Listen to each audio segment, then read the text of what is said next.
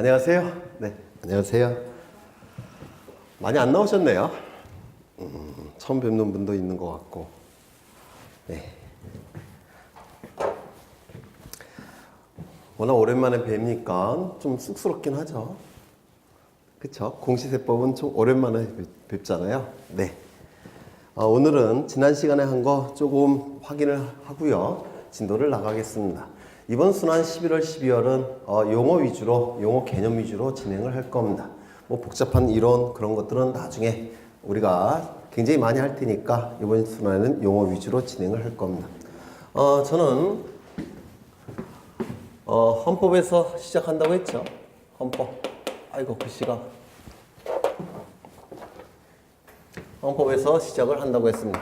헌법을 구성하는 내용은 두 가지가 있다고 그랬죠. 국가의 통치 구조에 관한 내용이 들어가 있고 국민의 기본적인 권리, 기본권에 관한 내용이 우리 헌법에 들어가 있다고 했습니다. 이 통치 구조에서 통치권이라는 권력이 도출된다고 했죠. 통치권이라는 권력이 도출이 된다고 했습니다. 이 통치권이 미치는 공간적 범위, 통치권이 미치는 공간적 범위가 뭐라고 했습니까? 기억 안 나세요? 통치권은 어디까지 미치죠? 대한민국 전 영토에 미친다고 했죠. 전 국토에 미친다라고 했습니다.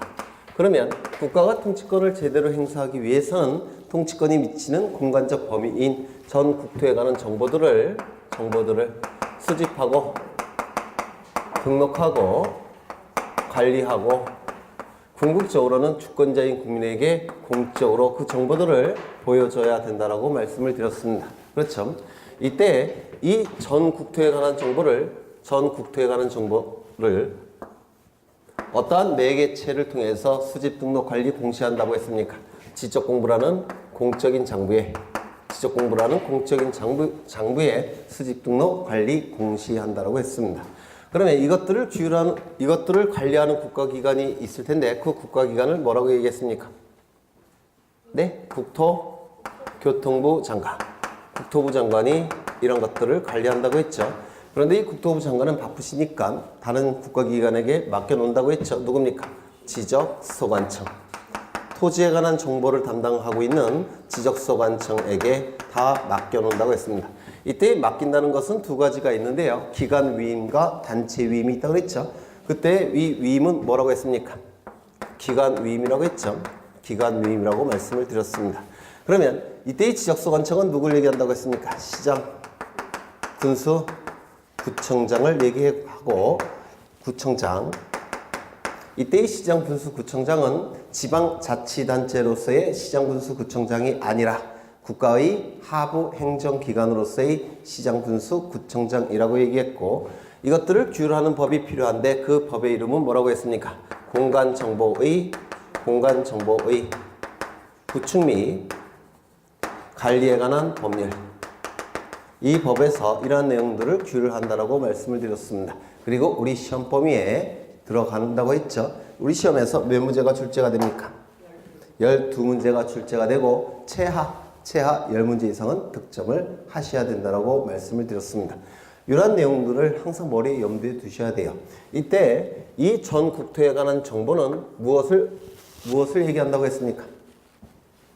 두 가지가 있다고 그랬죠. 뭡니까? 첫 번째, 토지의 표시와 그 다음에 소유자가 있다라고 했죠. 요게 주된 정보고 요게 종된 정보라고 했죠. 즉, 이 지적공부가 왜 존재하느냐? 토지의 표시를 공시하기 위해서 존재하는 겁니다. 그렇죠? 토지 소유자에 관한 정보를 공시하기 위해서 존재하는 것이 아니라 토지의 표시를 공시하기 위해서 존재하는 겁니다. 요것 때문에 존재하는 이게 그 지적공부입니다. 그렇죠? 이때의 토지의 표시는 뭐가 있다고 그랬죠? 소재, 지번, 지목, 면적, 경계, 좌표. 아니 벌써부터 다 외우셨어요 이거를. 네, 이건 한 3월쯤 되면 외우면 되는데 네, 잘하셨네요. 네, 소재, 지번, 지목, 면적, 경계, 좌표값을 얘기한다 그랬죠. 이때 이거 다 외우시기 위해서는 이 두 문자를 따서 외우시라고 부탁을 드렸습니다. 소지지면 경좌표. 그렇죠. 그 다음에 소유자에 관한 정보는 뭐였습니까? 이름, 주민번호, 주소를 등록을 하는데 이건 어디까지나 부수적 정보라고 했죠. 주된 정보가 아니라 부수적 정보라고 말씀을 드렸습니다. 그 다음에 이 기본권이요. 이 기본권 중에서 현대 자본주의 사회에서 아주 중시되는 기본권이 있다고 그랬죠. 뭡니까? 재산권이라는 기본권이 있었습니다. 재산권이라는 기본권 중에서도 아주 고가의 기본권이 있다고 그랬죠. 뭐였습니까? 부동산 권리. 고가의 재산권이 있는데 이를 부동산 권리라고 했죠. 이 부동산 권리에 관한 정보들을 수집하고 등록하고 그리고 관리하고 궁극적으로는 공시까지 해야 된다고 말씀을 드렸습니다. 그러면 이 부동산 권리에 관한 정보들을 어떠한 매개체를 통해서 수집, 등록, 관리, 공시한다고 말씀을 드렸습니까? 부동산 등기부라는 공적인 장부에 수집, 등록, 관리, 공시한다고 했죠. 그러면 이것은 누가 관리를 하는 겁니까? 사법부에서 관리를 한다고 그랬죠. 사법부, 즉 법원에서 관리를 한다고 했습니다. 요 국토교통부 장관은 행정부죠. 이건 행정부고 이쪽은 법원은 사법부라고 그랬죠. 그런데 사법부는 그 본질적 역할이 뭐라고 했습니까? 국민들 간의 법적인 분쟁이 발생했을 때 재판을 통해서 이를 해결하는 역할을 사법부의 본질적 역할 이렇게 얘기합니다. 따라서 이 장부를 관리하는 것은 사법부가 직접 하기보다는 별도의 국가기관을 설치해서 그 국가기관이 처리한다고 했죠. 그 국가기관은 뭐였습니까? 등기소라는 국가기관이었습니다. 이런 것들을 규율하는 법이 필요한데 이 법의 이름은 부동산 등기법. 이 법도 우리 시험에서 12문제가 출제가 이루어지고 그 중에서 절반 정도는 득점을 해 두셔야 될 겁니다. 절반 정도를 득점하시기 위해서는 암기보다는 어떻게든지 민법 지식을 가지고 이해하려고 노력하셔야 합니다. 등기법의 점수가 올라간다면 민법 점수도 따라서 올라갈 수밖에 없다고 했죠. 네, 그래서 등기법은 좀 꼼꼼히 공부를 해 두셔야 됩니다. 여기서 부동산을 먼저 보시면 우리 등기법에서 부동산은 두 가지가 있다라고 했는데 뭡니까? 부동산, 움직이지 않는 재산, 움직이지 않는 산출물 재산, 토지와 건물이라고 말씀드렸습니다. 그렇죠? 이유는 등기부가 두 가지만 있기 때문에 부동산도 두 가지만 우리는 공부를 하게 됩니다. 그래서 이 부동산이라 하면 건물과 토지를 얘기한다라고 말씀을 드렸어요. 물론 부동산의 종류는 굉장히 많습니다. 민법에서 공부하는 부동산은 굉장히 많아요. 하지만 우리 등기법에서는 부동산의 종류 딱 두 가지만 언급을 합니다. 건물, 토지. 그렇죠? 그 다음에 여기 권리는 원칙이 뭐라고 했죠? 물권. 그 다음에 채권 일부. 여기서의 우리 등기법에서의 권리는 물권이 주고 일부 채권을 다루게 됩니다. 이때의 물권은 뭐가 있습니까? 민법에서 하셨나요? 그렇죠. 가장 완전한 형태의 물건인 소유권. 그 다음에 소유권은 세 가지 권능으로 구성되어 있죠. 뭡니까? 사용할 수 있는 권능. 민법에서 안 하셨나요? 수익을 낼 수 있는 권능. 그 다음에 처분의 권능. 요 세 가지 권능으로 구성되어 있는데 소유권자가 요 부분을 뚝 떼어갖고 다른 자에게 만들어주게 되면 그 다른 자는 어떠한 권리를 갖습니까? 용익물권. 그렇죠. 이때 만들어준다고 할 때 그 한자는 어떤 용어를 썼죠? 설정한다. 그렇죠. 소유권자가 다른 자에게 요 권능을 뚝 떼어갖고 권리를 설정해 주는 경우가 있는데 그때의 권리는 용익물권입니다. 이 용익물권은 여기 보시면 용익. 그렇죠.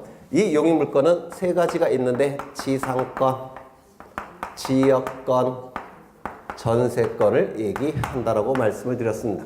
이 지상권은 민법에서 공부하시겠지만 땅 위를 사용, 수익할 수 있는 권리를 지상권이라고 불러요.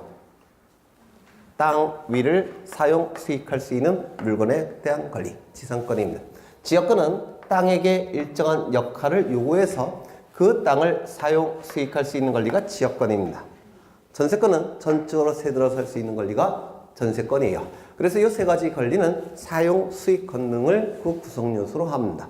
그 다음에 이 권능을 뚝 떼어갖고 다른 자에게 권리를 설정해 줄 때 그 다른 자는 어떤 권리를 갖습니까? 유치권, 유치할 수 있는 권리. 그렇죠. 채권을 담보하기 위해서 물건을 유치할 수 있는 권리 유치권. 그 다음에 뭐가 있습니까? 저당권. 이거를 뭐라고 얘기하느냐면 처분물권 이렇게 얘기를 해요. 처분물권. 처분 권능으로 구성된 물건을 처분물권 이렇게 얘기합니다. 그런데 용어가 바뀌었어요. 뭐로 바뀌었다고 했습니까? 담보물권. 담보물권이라는 용어로 바뀐 겁니다. 뭐가 있죠? 유치권, 저당권, 질권이라는 권리가 있습니다. 그런데 이 유치권은 민법에서 나중에 여러분들이 공부하시겠지만 이거는 법정 담보물권이라고 얘기합니다. 법이 정한 담보물권. 법이 딱 정해놓은 담보물권이라고 불러요. 그러면 법이 정한 담보물권은 무엇을 의미하느냐면 법이 정한 요건을 구비하면 담보물건으로서 인정해 주겠다는 겁니다. 이게 법정 담보물건이에요. 그런데 법이 정한 요건 안에는 등기가 들어가 있지 않습니다. 즉 등기가 불필요합니다. 불가능하기도 하고 이게 참 여러 번 출제가 됐습니다. 우리 등기법에서 법이 정한 담보물건인데 법이 정한 요건 안에는 등기를 요구하고 있지 않더라는 겁니다. 따라서 우리 등기법에서는 유치권에서는 등기가 불가능하다고 되어 있습니다. 그 다음에 요 저당권 이건 다 아실 테고 질권은요 이 중에서 권리질권은 등기할 수 있습니다. 권리질권 나중에 공부를 하실 겁니다. 그 다음에 요 채권 대표적인 채권은 뭐라고 했습니까? 임차권. 요 임차권이 등기가 가능합니다. 요 임차권이라는 권리가 환매권이라는 것도 있는데 이건 넓은 의미의 채권인데 이것도 나중에 보시면 아시겠지만 등기가 가능합니다. 그 다음에 여기 정보가 있죠. 정보. 이 정보는 우리 민법에서 변동을 얘기하는 겁니다. 즉 부동산 권리에 관한 변동을 얘기합니다. 권리 변동 민법에서 하셨습니까? 그렇죠. 무엇을 의미합니까? 변동은 발생, 변경, 소멸을 얘기합니다. 맞습니까? 발생, 변경, 소멸. 권리의 발생, 변경, 소멸을 의미한다라고 말씀을 드렸어요. 우리 민법에서의 변동은 권리의 발생, 변경, 소멸을 의미합니다. 우리 등기법은 이걸 좀 더 구체화시키고 있습니다. 뭐가 있었죠? 보전. 존재하는 소유권을 보호한다 이런 뜻입니다. 설정. 만들어서 정해준다라는 뜻이에요. 만들어서 정해준다. 그 다음에 이전. 이건 옮길 이자고 부를 전자예요. 그래서 권리 자체가 옮겨서 굴러간다라는 뜻입니다.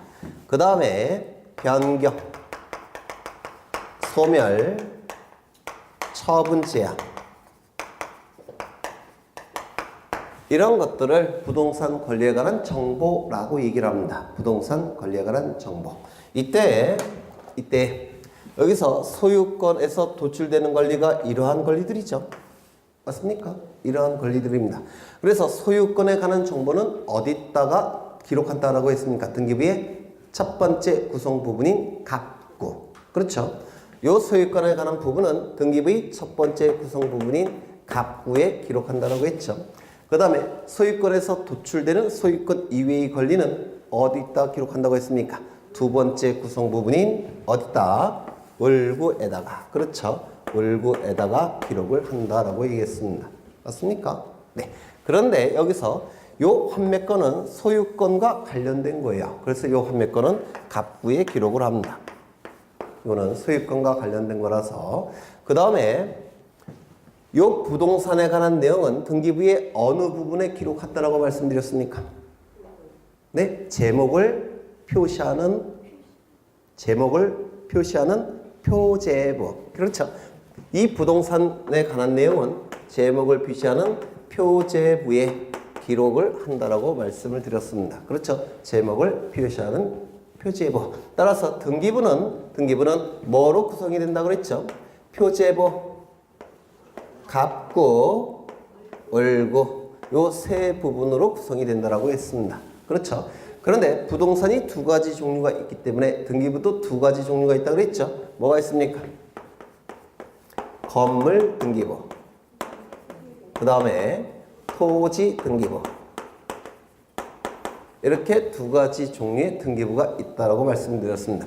등기부는 일반 건물 등기부, 집합 건물 등기부 또는 구분 건물 등기부, 토지 등기부 세 가지 종류로 구성이 되어 있다. OX.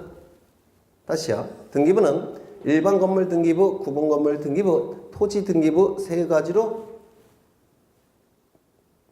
종류가 존재한다. OX. X입니다. 등기부 종류는 건물 등기부, 토지 등기부 두 가지 종류밖에 없다라고 말씀을 드렸습니다.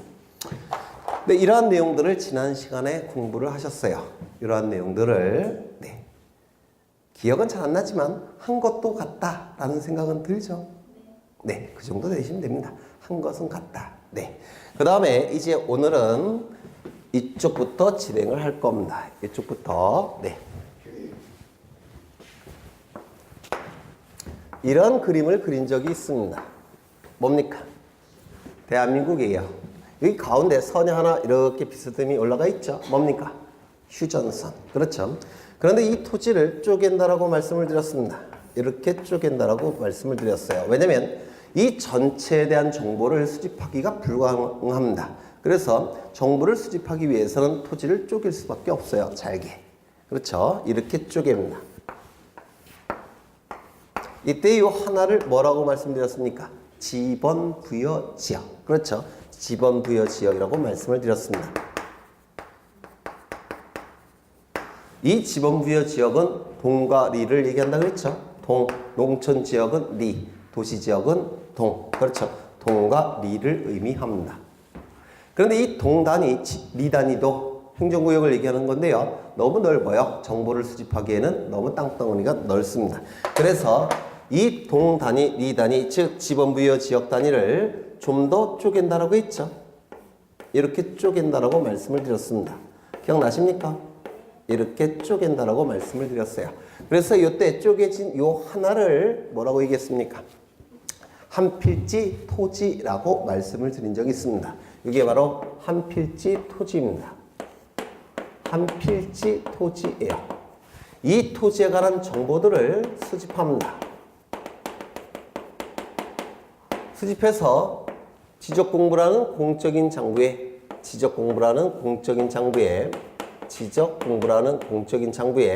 토지의 표시사항과 소유자를 등록하고 그리고 이 등록된 지적공부를 관리하고 궁극적으로는 주권자인 국민에게 공시까지 해야 된다고 말씀을 드렸습니다.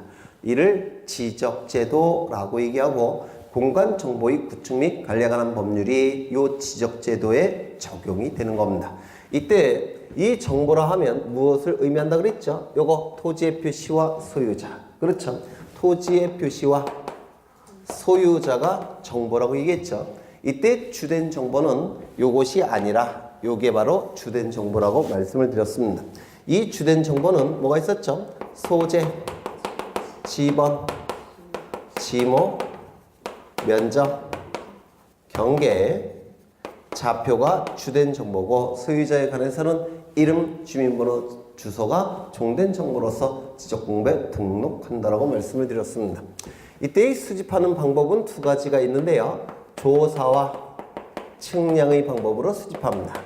조사와 측량의 방법. 이때 이 세 가지는 조사의 방법으로 수집하는 것이고요. 이 세 가지는 측량의 방법으로 수집합니다. 이거 꼭 기억해 두셔야 돼요. 면적, 경계, 좌표값은 뭐 갖고 수집한다고요? 측량 갖고 수집하더라는 겁니다. 이걸 꼭 기억해 두셔야 됩니다. 이건 현장 조사 갖고는 안 돼요. 기구를 사용해서 정확하게 수집이 이루어져야 되기 때문에 면적, 경계, 좌표값은 측량을 통해서 수집한다는 것. 즉 측량하면 면적, 경계, 좌표.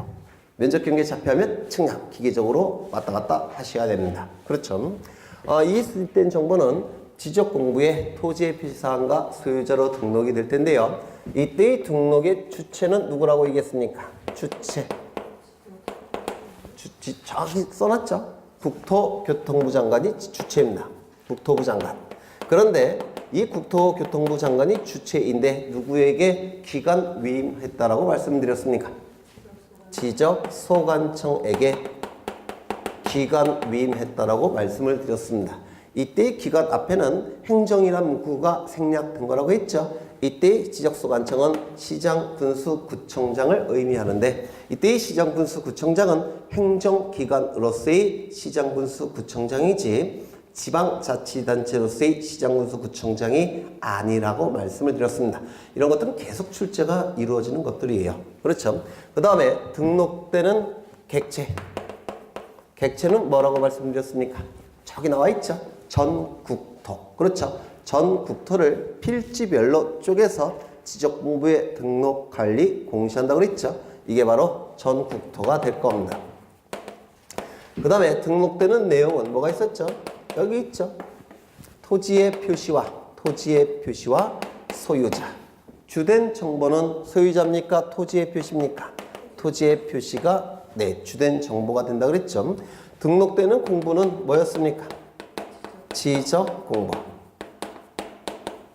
토지에 관한 정보를 담고 있는 공적인 장부. 적은 정보라는 뜻을 가진 한자라고 그랬죠. 토지에 관한 정보를 담고 있는 공적인 장부. 지적 공부라고 말씀을 드렸고, 그 다음에 등록되는 방법은 여기서 보시면 주권자인 국민에게 공적으로 보여줘야 되기 때문에, 즉 공시가 이루어져야 되기 때문에 아주 정확한 내용만 등록이 돼야 됩니다. 그렇죠. 정확한 내용만 등록이 돼야 돼요. 따라서 형식적으로 심사하겠습니까? 실질적으로 심사하겠습니까? 실질적으로 심사하게 될 겁니다. 그렇죠. 실질적 심사의 방법으로 등록이 이루어지게 될 겁니다. 지난 시간에 다 했던 건데 얼핏 기억은 나시죠? 정확하게는 기억이 안 나도 얼핏 나실 겁니다. 앞으로 10달 동안에 10달이 뭐야? 1년 동안에 한 30번 정도 할 겁니다. 양심이 있으면 외우시게 될 거예요. 그쵸? 이때 이 지적 공부는 가시적 지적 공부와 불가시적 지적 공부 두 가지 종류가 있습니다. 여기서 이 가시적이라는 문구는요, 이건 가능하다라는 뜻이고, 요 시는 눈으로 본다라는 뜻이에요. 그러면 눈으로 보는 것이 가능한 지적 공부, 즉 종이로 만들어진 지적 공부를 얘기합니다. 그 다음에 이 불가시적 지적 공부는 컴퓨터 파일 형태로 만들어진 지적 공부를 얘기해요. 전산 파일, 컴퓨터 파일 형태로 만들어진 지적 공부를 얘기합니다. 이 가시적 지적 공부를 정보 처리 시스템을 통해서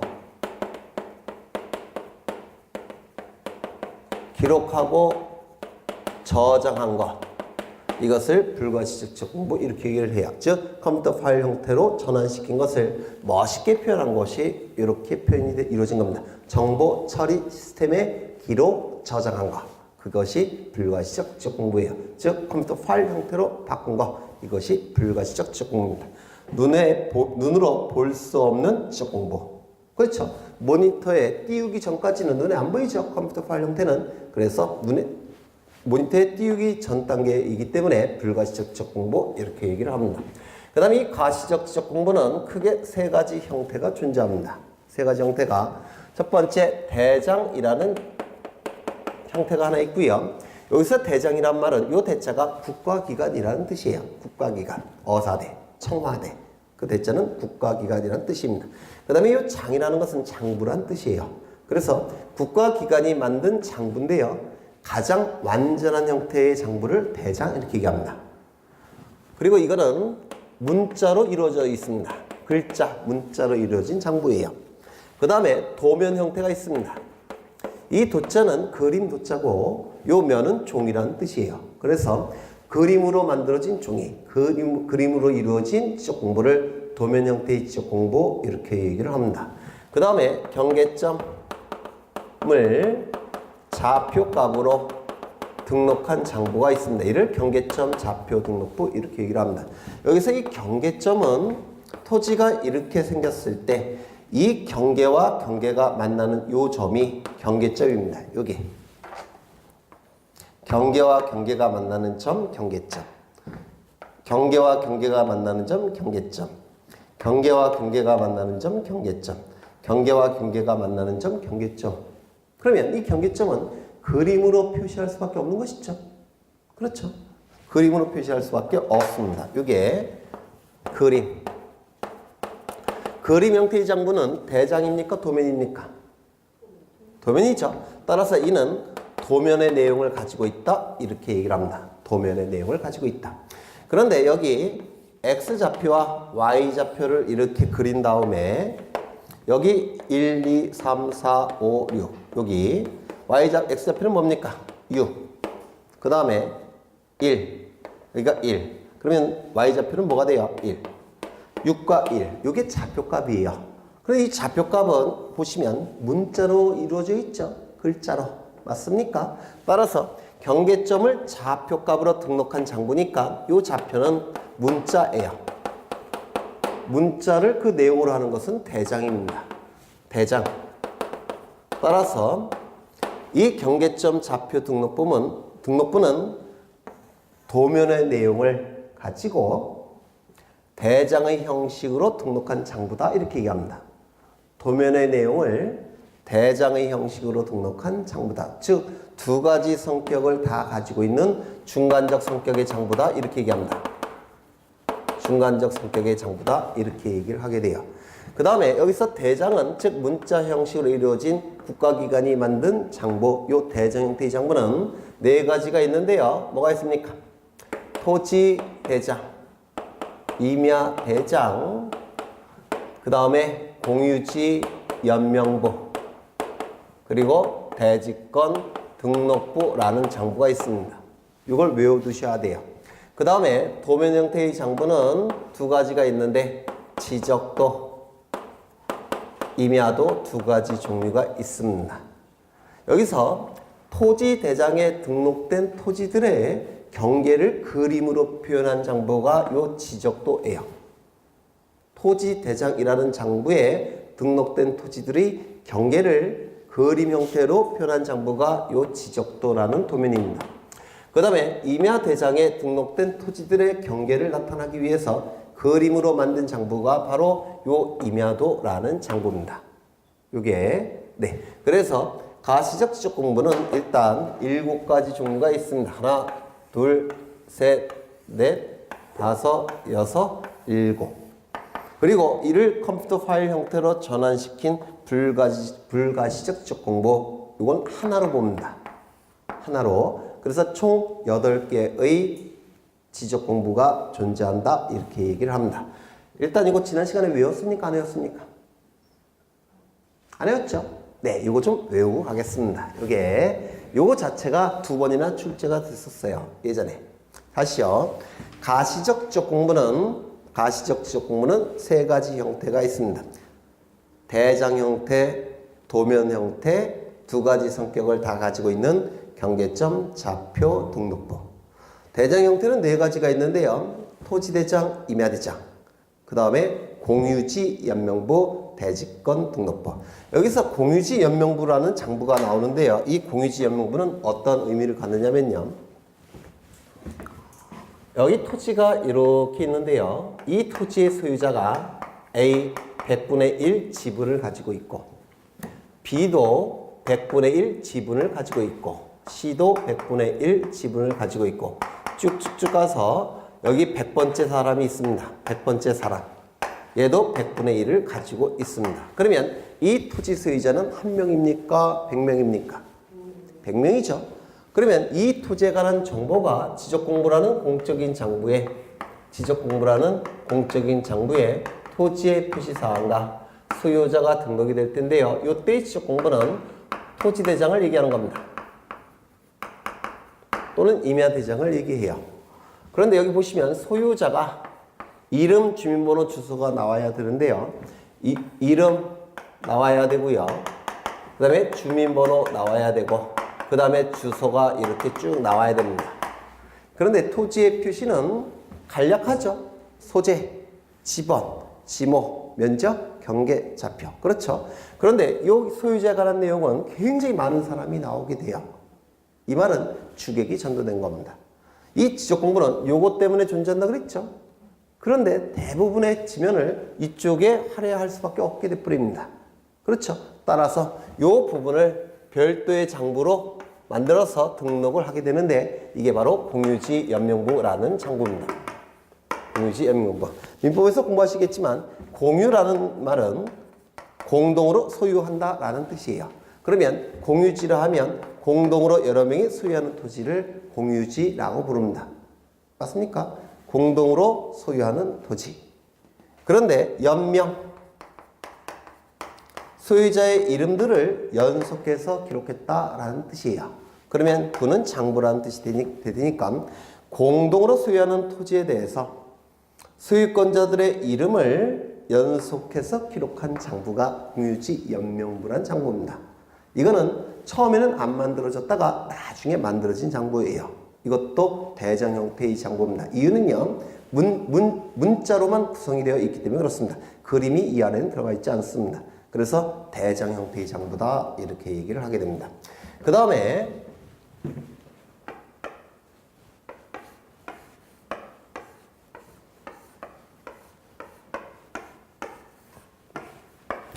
이거는 자이 아파트인데요. 자이 아파트.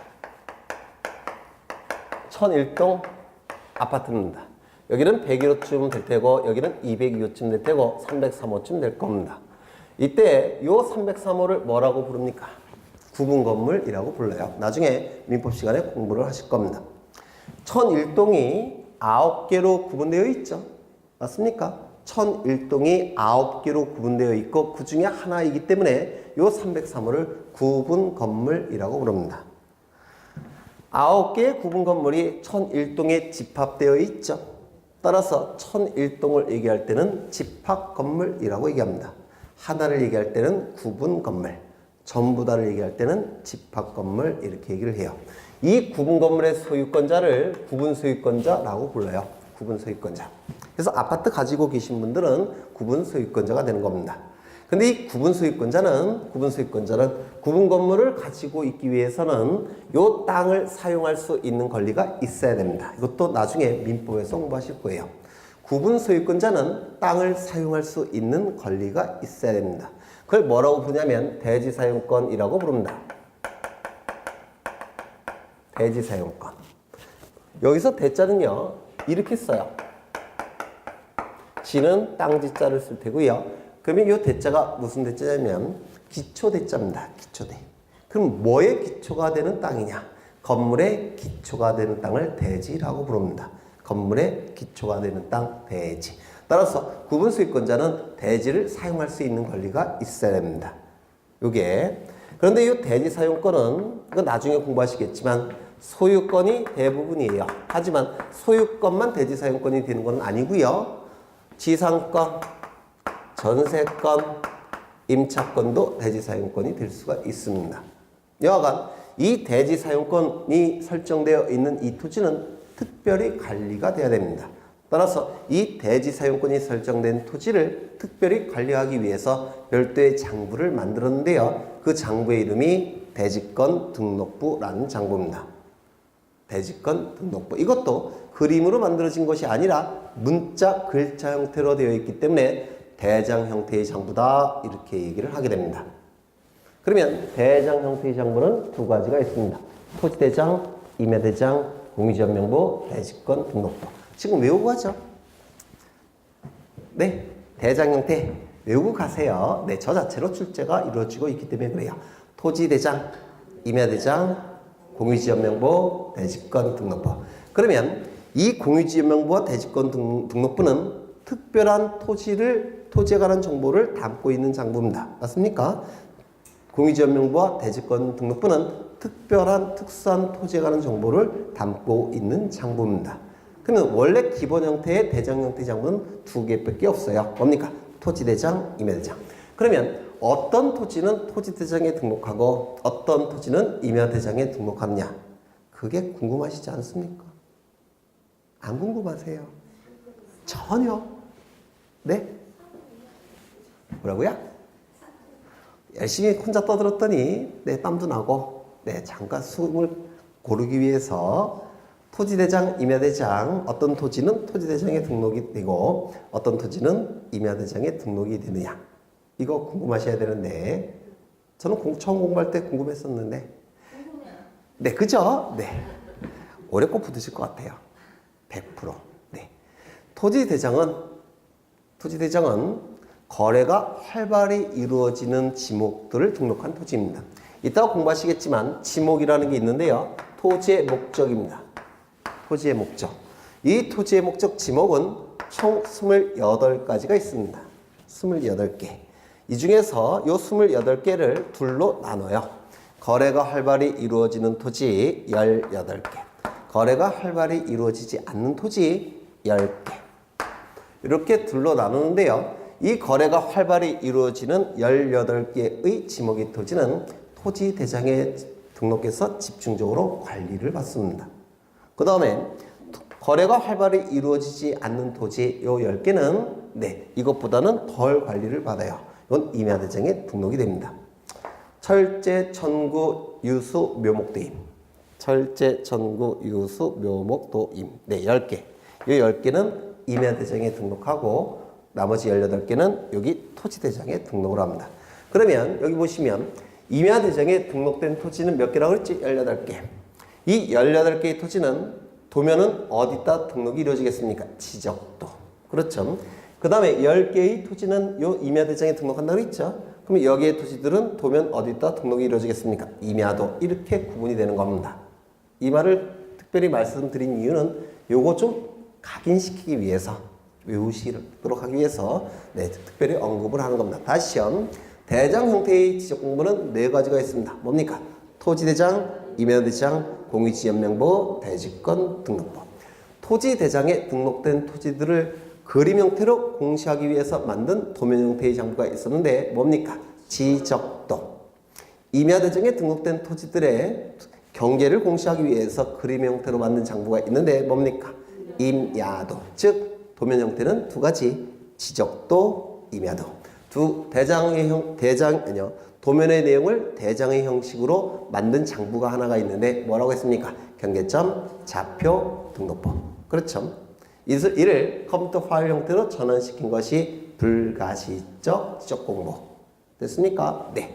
그래서 전체적인 내용을 한번 훑어봤습니다. 그러면 책을 좀 확인을 하겠습니다.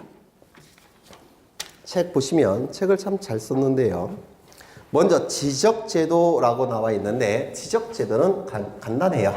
한 필지 토지에 관한 정보를 수집해서 지적공부에 등록, 관리, 공시하는 제도. 이를 지적제도라고 얘기하고 여기에 적용되는 법을 뭐라고 얘기합니까? 공간정보의 구축 및 관리에 관한 법률. 너무 기니까 그냥 공간정보법이라고 얘기를 하겠습니다. 협의의 지적의 3요소, 지적의 3가지 중요한 요소라고 나와 있죠. 이건 저절로 암기가 되겠죠. 바로 요겁니다. 한 필지 토지, 그 다음에 등록, 그 다음에 지적공부. 그렇죠. 이건 저절로 암기가 될 겁니다. 지적제도의 가장 중요한 3가지 요소, 토지, 한 필지 토지, 등록, 지적공부. 그렇죠. 그 다음에 기타, 등록 주체, 등록 방법, 등록상 전부 다 설명을 드렸고요. 그 다음에 공간 정보의 구축 및 관리에 관한 법률의 입법 목적. 이 공간정보법 제1조에 규정이 되어 있는데요. 보통 법률은요, 제1조에 그 법이 만들어진 목적을 규정하고 있습니다. 법의 제1조는 그 법이 만들어진 목적을 규정하고 있어요. 그 말은 뭘 얘기하냐면 가장 중요한 내용은 제1조에 규정이 되어 있더라는 겁니다. 그래서 제1조의 내용은 출제될 확률이 대단히 높게 됩니다. 왜? 그 법이 만들어진 목적이니까. 그렇죠? 그런데 우리가 지금 시험 공부하는 것은 지적제도를 규율하고 있는 공간정보법을 공부하는 것이죠. 12문제나 출제가 되니까 문제는 이 공간정보법은 지적제도만 규율하고 있지 않습니다. 이게 그래서 거기 보시면 지적제도에 관한 내용만 들어가 있지 않다라는 겁니다. 거기 입법 목적 이렇게 나와 있는데 측량 및 수로조사의 기준 및 절차 이렇게 나와 있죠. 여기서의 측량은 일반 측량을 포함하고 있습니다. 이건 우리 시험범위에서 벗어나 있습니다. 여기서 측량 및 수로조사의 기준 및 절차 이렇게 나와 있죠. 여기 측량이라는 문구는 일반 측량. 일반 측량은 뭐냐면 다리 놓을 때, 건물 지을 때 그때 보통 일반 측량하죠. 따라서 우리 시험과 관련이 없는 내용이 들어가 있습니다.